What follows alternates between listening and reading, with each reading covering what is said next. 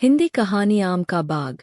गांव के बीच में एक आम का बाग था, जिसका माली था सुंदर। लंबा हट्टा कट्टा हाथ में लठ लिए पूरे बाग में चक्कर लगाता रहता था। दिन रात वहीं पास में एक कुटिया बनाकर रहता था। एक दिन दोपहर को वह सो रहा था। इधर कपिल अपने दोस्तों के साथ मिलकर बाग में से आम तोड़ने की तरकीब बना रहा था।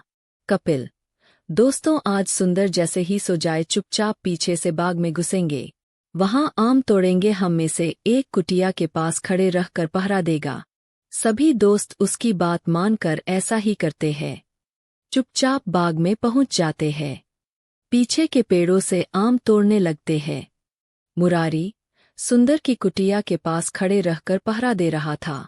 कुछ देर बाद सुंदर पानी पीने के लिए उठता है तो उसे कुछ आवाजें सुनाई देती है। सुंदर, कौन है वहां, कोई आम चुरा रहा है क्या? मुरारी, भागो भागो, माली जाग गया, कहता हुआ पीछे की ओर भागने लगता है। सुंदर उसके पीछे दौड़ने लगता है।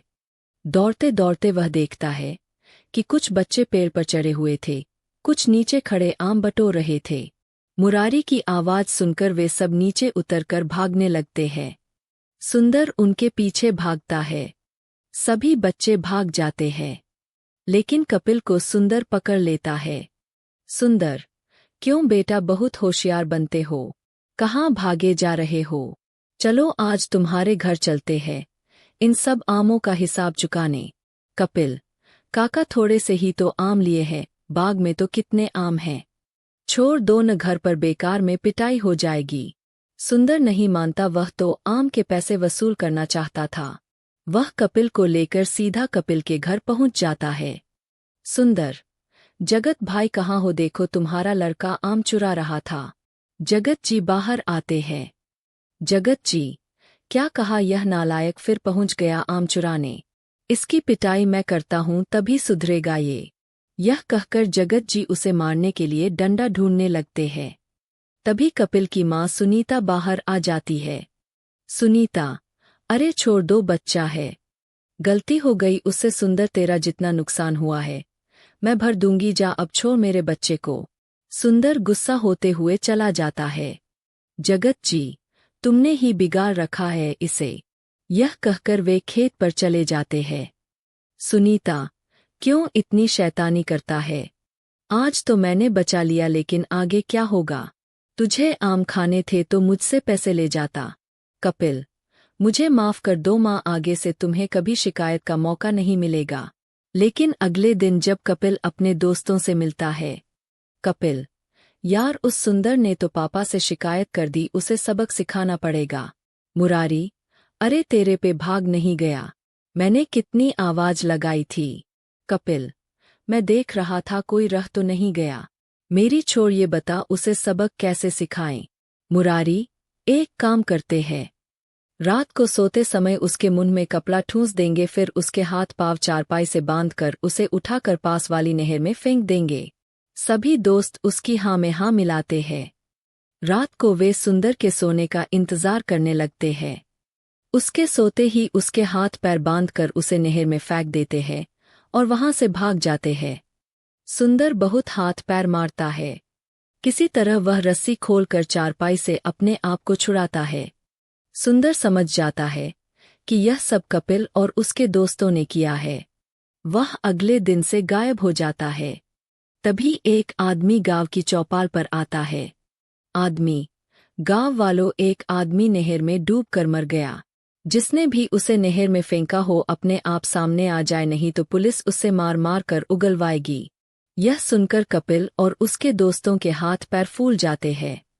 कपिल, अरे ये क्या हो गया, वह तो सच में मर गया, अब तो हम सबको फांसी होगी। सभी दोस्त डरते डरते अपने घर पहुंचते हैं। कपिल अपनी माँ के पास पहुंचकर उसे सब सच बता देता है। सुनीता, नालायक, यह तूने क्या किया? किसी को मार देते हैं क्या? अब तो तुझे जेल जाना ही पड़ेगा। सुनीता शाम को जगत जी को सारी बात बताती है। वे रात को ही कपिल और उसके दोस्तों को इकट्ठा करते हैं और सबके माता पिता के साथ पुलिस चौकी की ओर चल देते हैं। पुलिस चौकी दूर थी। रात को जंगल के रास्ते जा रहे थे। तभी उन्हें कंबल ओढ़े एक आदमी रोक लेता है। उसका चेहरा नहीं दिख रहा था। आदमी, आपके बच्चों ने एक आदमी की जान ली है। इन्हें फांसी होगी। जगत जी, भैया इसीलिए हम इन्हें पुलिस के पास ले जा रहे हैं, शायद इनकी सजा कम हो पाए। आदमी, मैं इन्हें बचा सकता हूँ, लेकिन फिर ये किसी और को मार देंगे। तभी सभी बच्चे उसके पैरों में पड़ जाते हैं। बच्चे, भैया हमें बचा लो, अब हम कुछ नहीं करेंगे, घर से बाहर भी नहीं निकलेंगे। आदमी, नहीं, तुमने पहले भी वादा किया था जब आम चोरी किए थे, अब तो तुम्हें सजा मिलनी ही चाहिए। बच्चे रोने लगते हैं। उनके माता पिता भी उस आदमी से हाथ जोड़कर प्रार्थना करने लगते हैं। तभी वह अपना कंबल हटाता है। अरे यह तो सुंदर है, यह तो जिंदा है। सुंदर, हाँ मैं जिंदा बच गया क्योंकि मेरे अंदर ताकत थी। मैंने बहुत मुश्किल से रस्सी तोड़ी और पानी से बाहर आया। कोई और होता तो मर जाता। कपिल, भैया हमें माफ कर दो, आगे से ऐसी गलती कभी नहीं होगी, हमें बचा लो। जगत जी, लेकिन वो आदमी कौन था? सुंदर, उसे मैंने ही भेजा था ताकि इन बच्चों की सच्चाई बाहर आ सके, इसीलिए मैं यहाँ तुम लोगों का इंतजार कर रहा था। अगर ये सारी बातें मैं पुलिस को बता दूं तो सबको जेल हो जाए। मुरारी, भैया बस एक बार माफ कर दो, हम वादा करते हैं अब कभी ऐसा नहीं करेंगे। हमारी जिंदगी तुम्हारे हाथों में है। सुंदर सबको माफ कर देता है। उसके बाद सारे बच्चे सुधर जाते हैं और मन लगाकर पढ़ाई करने लगते हैं।